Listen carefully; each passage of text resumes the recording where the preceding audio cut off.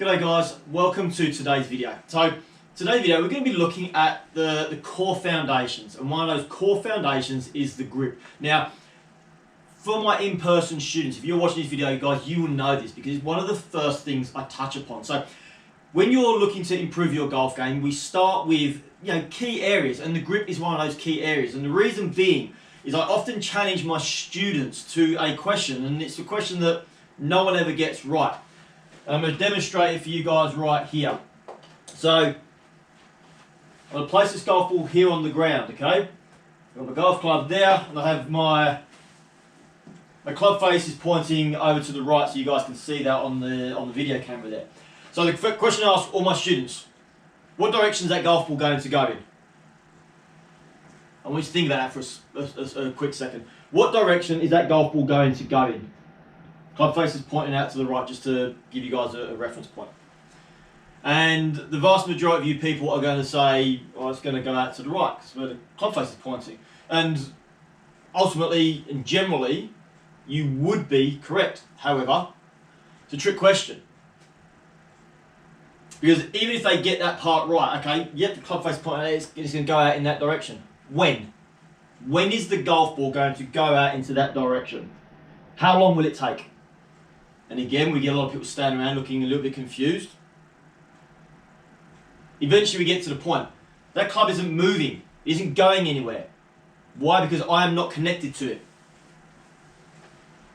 Now that I'm connected to the golf club, I can maneuver it around. So, what connects us to the golf club?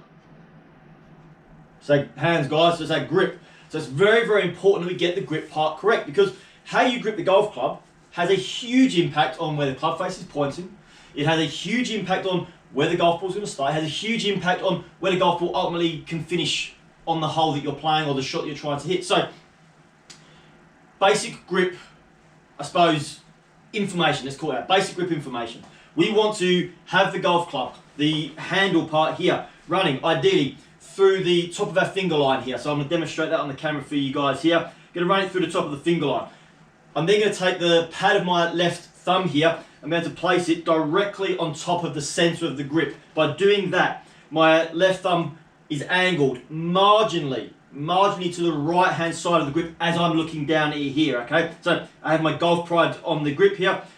My left thumb is pointing just ever so slightly to the right. So as I look down at my grip here, what I can see is about 1.5 knuckles. Now, you find a lot of people will talk to you about, 2, 2.5, 3, 1 knuckle, no knuckles. Guys, all the coaching that I've done, all the players that I've worked with, all the shots I've seen them hit, we see the greatest results when we get a little bit of the left thumb, or your lead hand if you're a left-handed player, so your lead hand, the thumb just marginally off of center, and we generally want to see about 1.5 knuckles, okay? Then we're going to take a trail hand, our right hand as a right-handed golfer here. Look, you can have a variation of grip types. We can interlock, we can overlap, or we can baseball grip. At that point, guys, the preference is yours, okay? It doesn't really matter to me whether a player does one of those 3 variations. I just ask the player to feel comfortable with how they're gripping the golf club. My preference is always to interlock. It's a great grip for junior golfers, for younger players, and for ladies in particular, because it slightly smaller hands enables the greater connection with the hands. Saying that, both Jack Nicklaus and Tiger Woods used it their entire career, so there is something to that. The right hand here, same sort of concept. I'm going to get the club running, or the hand I should say, running through the fingers of my right hand. So by the time I interlock my hand here, I'm going to run the grip through the fingers. I'm going to take the pad of my right hand here. I'm going to apply pressure directly on top of the top of my left thumb here. So I apply the pressure down. At this point, as I look down, my right hand here, I don't know if you can see that on the camera line, the right thumb is now pointing directly over the words golf pride. So it's a little bit of movement to the the center line here. What I don't have is, I don't have both thumbs pointing exactly on top of each other to the side. I have my left thumb pointing marginally to the right hand side of the grip as I'm looking down. I then have my right thumb pushing directly on top and applying a little bit of a pinch between my thumb and my fourth finger right there, okay? You said forefinger.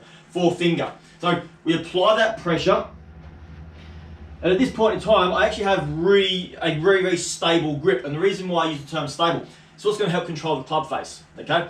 If you see here, I'm going to take the grip that I've just demonstrated, I'm going to hold the club out in front. Imagine at impact, you're going to have tension through the arms. Okay? Every single player has tension through the arms. There's so much force going through the club to make contact with the golf ball. We have tension, so just trust me on that one. At this point in time, if I get this tension and I hold the club out in front of me, what would be my impact position? So this would be my impact position, let's say. This is where I am. I'm going to not use my forearms because they can't rotate at the speeds that we're moving at, but my wrist can rotate. You can see here a very, very minimal movement of my leading edge. What does that mean? That means my club face is more stable. Guys, if you are serious about improving your golf game, if you're having a struggle as to why your golf ball's flying off of target line, if you're struggling to control the general outcome and direction of your golf shots, go back to the grip. Far too many players are going to go through YouTube videos and social media and try and find the reason why their golf ball isn't going straight, but they will rarely go back to the grip.